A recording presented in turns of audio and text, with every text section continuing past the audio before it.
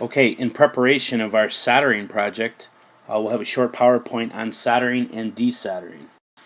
Okay, so this presentation is going to review the tools needed to solder and desolder.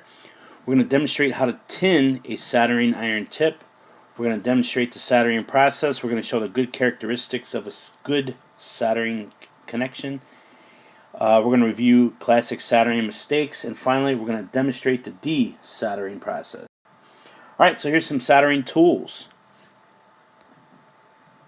Alright, number one is a vise. We have small vices here. They're not real good, but they will get the job done. Obviously, there are some safety glasses. This is a solder sucker. And here is a solder wick, number 8. Solder sucker and a solder wick are ways to desolder a mistake that you made while soldering.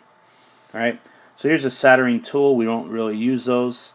Diagonal cutters, needle nose pliers.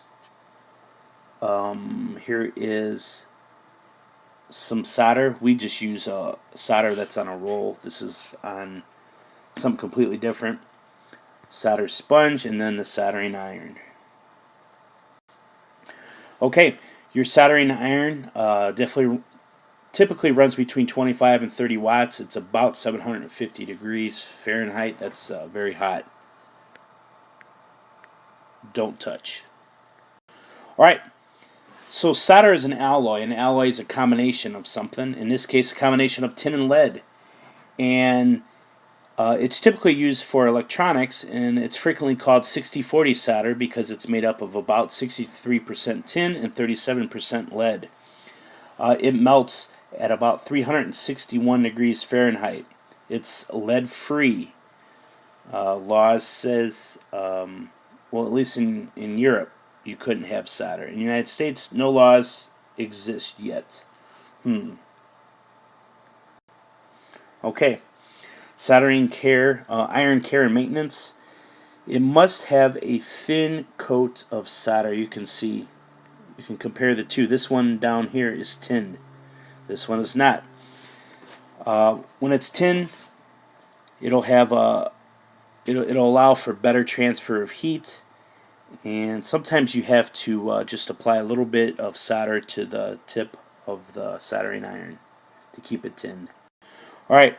The tinning process, there you go. Looks exactly like that. Go ahead and apply some solder to it. Roll it on a damp sponge, and there's your soldering iron properly tinned. Alright, so how do you solder? Well, you're going to heat both items at the same time by applying the soldering iron to the pad and to the component lead. Alright, you can see that here. So they're heating both the copper pad, which is that looks right there, and then the lead as well. And continue heating and apply a few millimeters of solder. Remove the iron and allow the solder joint to cool naturally. Alright, and it takes a second or two to make the perfect joint, and it should be shiny.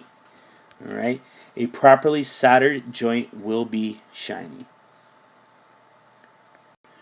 Alright, so that is a good soldered joint right there. Smooth, bright, shiny, clean, and it's concave. Bad solder. Too much. Alright, shouldn't beat up. Too little. You shouldn't see the component. As you can see the hole right there. Well, that means that it's not completely touching the copper pad. Cold, meaning it wasn't hot enough. And this one isn't soldered at all. Alright, a bridge. No, that means that this was shorted out. Alright, when two things that shouldn't be are touching, that's a problem. Finally, the pad was soldered off. Sometimes if you touch the soldering iron, it might pull away on the copper pad, so you got to be careful of that. Alright, so if you need to desolder, you can use a solder sucker, and it's just like a reverse syringe. So you can apply heat to the connection that needs to be soldered. When it melts, push the trigger on the solder sucker, and it will remove the solder, and keep doing it until all the solder is removed, and take out the component lead. Or you can use a solder wick, and it's just a finely braided wire. So what you do is you apply the solder wick and the soldering iron over the part that needs to be desoldered, and basically the wick will soak up the excess solder.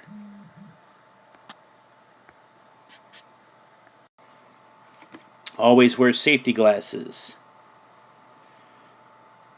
Place soldering iron in approved holder. Place the soldering iron so that the cord doesn't get caught up in your arms. Proper ventilation. That your type of solder is safe. Everything we use for school is safe. And secure the components to be soldered before the process. So meaning put everything together, then solder. You need plenty of space to work. Make sure that the tip is sharp and it has not been damaged. Alright. Check the power cord. Make sure that there's no bare wires. Do not touch the solder. It's hot. Finally, make sure that the solder strand is long enough to keep your fingers away from the hot iron. Meaning just work with solder, a nice 2 or 3 inch strand.